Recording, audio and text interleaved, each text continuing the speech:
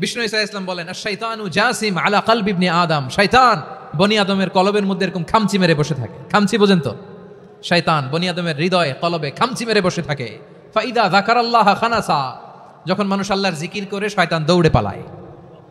ওয়া ইদা গাফালা ওয়াসওয়াসা, আর মানুষ যখন অমনোযোগী হয়, গাফিল হয়, শয়তান আবার টেম্পটেশন দেয়, আবার ধোঁকা দেয়, আবার ওয়াসওয়াসা দেয়। এজন্য বিশ্বনবী বলতেন, লা ইয়াজালু লিসানুকা রাতবান মিন যিকরিল্লাহ, সব সময় প্রতি মুহূর্তে সর্বক্ষণে তোমার জিহ্বাটা আল্লাহর জিকির দিয়ে ভিজা রাখবা, আল্লাহর জিকির দিয়ে সিক্ত রাখবা, তাহলে কবুল করবে কে? সবাই পড়েন সুবহানাল্লাহ, আলহামদুলিল্লাহ, লা ইলাহা,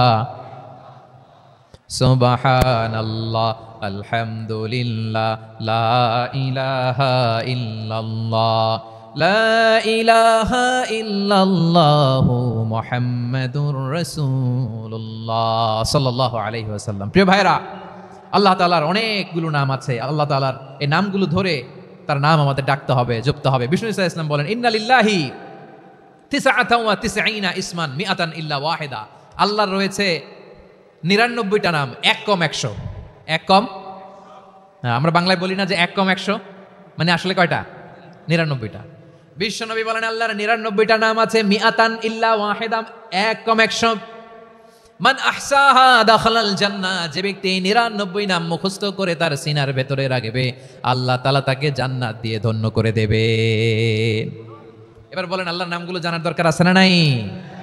এই নামগুলো আমরা জপব, মুখস্থ করব। এই নামগুলো আগে আয়ত্ত করতে হবে। এই নামের যে অর্থ সেটা অনুধাবন করতে হবে। এই নামের যে দাবি সেটা মানতে হবে। সিবগাতাল্লাহ ওয়া মান আহসানু মিনাল্লাহি সিবগা ওয়া নাহনু লাহু আবিদুন, আল্লাহর রঙে রঙিন হইতে হবে। আমার আল্লাহ দয়ালু, আমরাও দয়ালু হতে হবে। আমার আল্লাহ সহনশীল, আমরাও সহনশীলতার চর্চা করতে হবে। আমার আল্লাহ মেহেরবান, আমরাও মেহেরবান হতে হবে। বিষ্ণু ঈসা ইসলাম আল্লাহর এই চমৎকার সুন্দরতম নামগুলো ধরে ধরে আল্লাহর কাছে চাইতেন। আপনি যখন দোয়া করবেন, আল্লাহর নামগুলো ধরে যদি দোয়া করেন, আল্লাহ ওই দোয়া ফিরায় দেয় না। সুবহানাল্লাহ বলেন। আপনি যদি দোয়ার মধ্যে বলেন ইয়া রহমান, সবাই বলেন ইয়া রহমান, ইয়া রহিম, ইয়া হাইয়ু, ইয়া কাইয়ুম, আল্লাহর চমৎকার নামগুলো ধরে ধরে যদি আল্লাহর কাছে ফরিয়াদ করেন, আল্লাহর নামগুলো ডাকে, মুহূর্তেই কবুল করবে কে? বিষ্ণু ঈসা ইসলাম এভাবে আল্লাহর নামগুলো ধরে ধরে জিকির করতেন, আল্লাহর নাম জপতেন। তিনি বলতেন, আসআলুকা বিকুল্লি ইসমিন হুয়া লাক, আল্লাহ তোমার যত নাম আছে সব নামের ওসিলায় তোমার কাছে ফরিয়াদ করি, সব নামের ওসিলায়। আনজালতাহু ফি কিতাবিক, যে নাম তুমি তোমার কিতাবে নাজিল করেছো। আও আল্লামতাহু আহাদাম মিন খালকিক, অথবা তোমার কোন সৃষ্টিকে তোমার নাম তুমি জানিয়েছো। আও ইস্তাসারতা বিহি ফি ইলমিল গায়বি ইনদাক, অথবা গায়েবের জ্ঞানে তুমি তোমার নিজের জন্য ওই নামগুলো সংরক্ষিত রেখে দিয়েছো। সব নামের ওসিলায় তোমার কাছে চাই। সুবহানাল্লাহ পড়েন। তার মানে আল্লাহ তোমার যে নামগুলো আমরা জানি এগুলার ওসিলায়ও চাই, যে নামগুলো আমরা জানি না সেগুলোর ওসিলায়ও চাই। আল্লাহর সব নাম আল্লাহ আমাদেরকে জানায় নাই, কিছু নাম জানিয়েছেন, কিছু নাম তিনি জানান নাই। সুবহানাল্লাহ বলেন। আল্লাহ তাআলা তার কিছু নাম কোরআনে উল্লেখ করেছেন, কিছু নাম স্পেশাল কিছু নবীদেরকে জানিয়েছেন, আর কাউকে জানান নাই। কিছু নাম তিনি কিয়ামতের দিন আমাদের সামনে প্রকাশ করবেন যে এইটাও আমার একটা নাম, এটা তোমরা কেউ জানতা না। সুবহানাল্লাহ, সারপ্রাইজ হিসেবে আল্লাহ তাআলা রেখে দিয়েছে, কেউ জানে না। কিয়ামতের দিন আল্লাহ তাআলা সেই নামগুলো জানাবেন। আর কিছু নাম আছে সেই নামগুলো আল্লাহ কোরআনেও বলে নাই, কোন নবীরেও জানায় নাই, কিয়ামতের দিনও সারপ্রাইজ হিসেবেও জানাবে না। ওই নামগুলো স্বয়ং খোদ আল্লাহ ছাড়া কেউ জানে না। এজন্য বিশ্বনবী দোয়ার সময় বলতেন, আল্লাহ তোমার যে নামগুলো জানি, যে নামগুলো জানি না, সব নামের বরকতে তোমার দরবারে চাই, সব নামের ওসিলায় তোমার কাছে ফরিয়াদ করি। সুবহানাল্লাহ বলেন। তাহলে সূরা হাশরের মধ্যে আমরা আল্লাহর মোট কয়টা নাম পাবো দেখি, মনে আছে কিনা? হ্যাঁ, কয়টা? আওয়াজ করে বলেন, কয়টা? মাশাআল্লাহ। এই 14টা শোনার আগ্রহ আছে?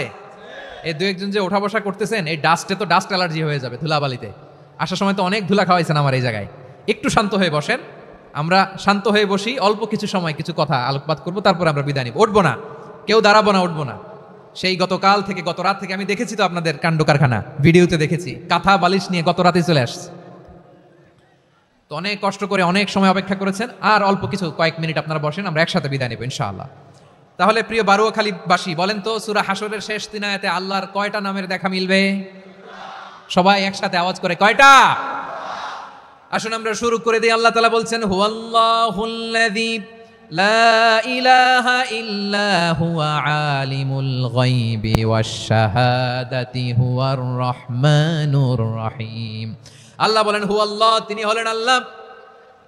আল্লাযী লা ইলাহা ইল্লা হু, তিনি ছাড়া কোনো ইলাহ নাই। আছে নাকি? বারোয়াখালীবাসী আওয়াজ করে বলেন তো দেখি আমাদের ইলাহ কয়জন? আরো জোরে বলেন। একজন হইলে ভালো না বেশি হইলে ভালো? ওয়া ইলাহুকুম ইলাহু ওয়াহিদুন লা ইলাহা ইল্লা হুয়ার রহমানুর রহিম। আল্লাহ বলেন তোমাদের ইলাহ হলো একজন, তিনি ছাড়া কোনো ইলাহ নেই, তিনি দয়াময়, তিনি মেহেরবান। ইলাহ যদি একজন না হয়ে দুইজন হতো, ঝামেলা আছে না নাই? লাউ কানা ফীহিমা আলিহাতুন ইল্লাল্লাহু লাফাসাদাতা, আকাশ এবং জমিনের মধ্যে ইলাহ একজন না হয়ে যদি মাত্র দুইজন হতো, আকাশ জমিন ভেঙে খান খান হয়ে যেত। ঠিক কিনা বলেন? দুইজন ইলাহ হইলে খান খান হয়ে যেত। আমাদের রব একজন হইলে ভালো না বেশি হইলে ভালো? কথা বুঝতেছেন? আরে একজনের তো মন জোগায় চলতে পারি না, ঠিক কিনা? হ্যাঁ, একজন, তিনি যে আদেশগুলো দিয়েছেন আমাদের দুর্বলতার কারণে আমরা তো পারি না। যদি 10 জন হইতো, ওই 10 জনের হ্যাপি করতে পারতাম, তাদেরকে স্যাটিসফাই করা যেত এত সহজে। 10 জনের 10 নিয়ম থাকতো। একজন বলতো আমার সেজদা দিবি সকালে, আরেকজন বলবে আমার জন্য নামাজ পড়বি 3 বার, আরেকজন বলবে আমার জন্য যাকাত দিবি এতবার, আরেকজন বলতো আমার জন্য কুরবানি দিবা এতবার। তাহলে আমাদের জন্য কঠিন হয়ে যেত, ঠিক কিনা? যদি ইলা একজন না হয়ে একাধিক হতো, একজন বলতো না আমি মহাবিশ্ব এভাবে চালাবো, আরেকজন বলতো না আমার মন চায় এভাবে আমি এভাবে চালাবো, একজন বলতো সূর্য আমি পূর্ব দিকে উঠাবো, আরেকজন বলতো না আমি দক্ষিণ দিকে উঠাবো, আরেকজন বলবে না আমি উত্তর দিকে উঠাবো। এরকম আছে না নাই? ঝামেলা লেগে যেত। এজন্য বেশি রব হইলে আমাদের জন্য ঝামেলা, খোদা বেশি হইলে আমাদের লস। একজন হওয়াতে আমরা বেঁচে গেছি। বারোয়াখালীবাসী আওয়াজ করে না, কথা বলে না। রব খোদা একজন হওয়াতে আমাদের সুবিধা হয়েছে না? এজন্য আল্লাহ বলেন লা ইলাহা ইল্লাহু, তিনি ছাড়া তোমাদের কোনো ইলাহ নাই, তিনি একজন। লা ইলাহা ইল্লাহু আলিমুল গায়বি ওয়াশ শাহাদা, তিনি প্রকাশেরও মালিক অপ্রকাশেরও মালিক। তিনি যেটা ওপেন এটাও জানেন, যেটা গোপন সিক্রেট ওইটাও জানেন। আলিমুল গায়বি ওয়াশ শাহাদা, তিনি গায়েবের মালিক, গায়েবের জ্ঞানী, যেটা দেখা যায় না, অদৃশ্য, জানা নাই, এটাও তিনি জানেন। এগুলো জানতে তার কোনো মাধ্যমের প্রয়োজন হয় না। অতীতে কি হয়েছে, বর্তমানে কি চলছে, ভবিষ্যতে কি হবে, সব তার জ্ঞানের ভেতরে আছে না নাই? এজন্য আল্লাহ বললেন আলিমুল গায়বি ওয়াশ শাহাদা, তিনি গায়েবের জ্ঞান রাখেন, তিনি দৃশ্য জগতের জ্ঞান রাখেন, তিনি প্রকাশ্য জগতের জ্ঞান রাখেন, তিনি গোপন জগতের জ্ঞান রাখেন। তার কাছে কোনো কিছু গোপন নাই, ঠিক কিনা বলেন? হুয়ার রহমানুর রহিম, তিনি হলেন দয়াময়, তিনি হলেন মেহেরবান। এই যে শুরু হলো 14 নামের প্রথম দুইটা, আর রহমান আর রহিম। হুয়ার রহমানুর রহিম, তিনি হলেন the most gracious, the most merciful, তিনি দয়াময়, তিনি অতিশয় মেহেরবান। সুবহানাল্লাহ বলেন। তার দয়ার কোনো শেষ নাই, তার মায়ার কোনো শেষ নাই। আল্লাহ, তাহলে 14টা নামের মধ্যে কয়টা পাইলাম? একটা কি? আর রহমান। বারোয়াখালীবাসী বুঝে থাকলে আওয়াজ করে বলেন প্রথমটা কি? 2 নাম্বার আর রহিম। আওয়াজ করে বলেন 2 নাম্বার। আওয়াজ করে সবাই গলা ছেড়ে দিয়ে উত্তর দেন তো, প্রথম নামটা কি? দ্বিতীয় নামটা? আর রহিম।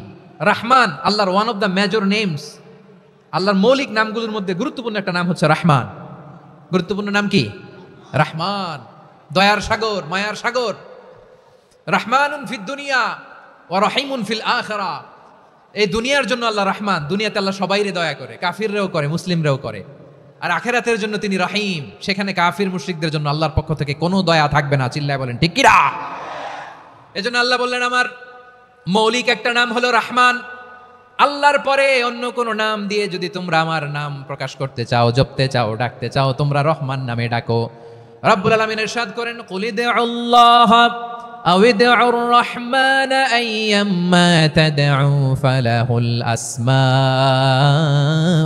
হুসনা, আমাকে আল্লাহ নামে ডাকো কিংবা আমি আল্লাহকে রহমান নামে ডাকো, যে নামেই ডাকো না কেন আমার আছে অনেকগুলো সুন্দর সুন্দর নাম। যে নামেই ডাকো আমি শুনি, ডাকলেই আমি সাড়া দেই। সকালে ডাকলেও সাড়া দেই, দুপুরে ডাকলেও সাড়া দেই, মাঝ রাতেও যদি আমরা বিপদে পড়ি ডাকলে আমাদের ডাকে সাড়া দেয় কে? সবাই বলুন তো, সাড়া দেয় কে? আবার বিশ্বনবী যখন মক্কায় দাওয়াত দিচ্ছিলেন তিনি মাঝে মাঝে আল্লাহর নাম বলছিলেন, মাঝে মাঝে তিনি রহমান নাম বলছিলেন।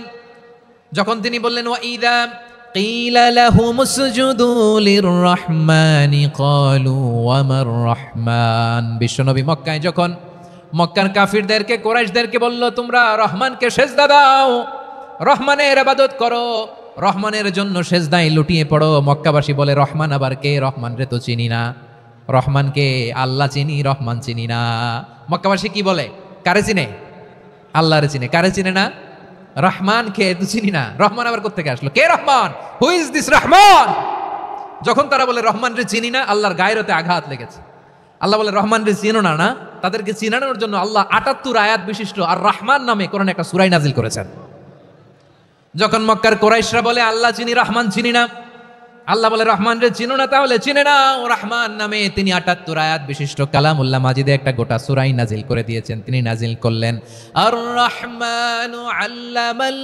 কুরআনা খালাকাল ইনসানা আল্লামাহুল বায়ান দয়াময় রহমান শেখালেন কোরআন বানালেন ইনসান শেখালেন বায়ান দয়াময় রহমান শেখালেন কোরআন বানালেন ইনসান শেখালেন বায়ান দয়াময় রহমান শেখালেন কোরআন বানালেন ইনসান শেখালেন বায়ান পড়েন আল্লাহু আকবার আল্লাহ বলে রহমান কারে বলে চেনো না শুনে নাও ৭৮ আয়াত বিশিষ্ট গোটা একটা সূরা নাজিল করে দিলাম সূরাতু আর রহমান আর রহমান তিনি দয়ালু আল্লামাল কোরআন তিনি মানুষকে কোরআন শিখিয়েছেন খালাকাল ইনসান মানুষ বানিয়েছেন আল্লামাহুল বায়ান মানুষকে কথা বলা বর্ণনা করা শিখিয়েছেন পড়েন সুবহানাল্লাহ গোটা একটা সূরা নাজিল করেছেন সূরাতু আর রহমান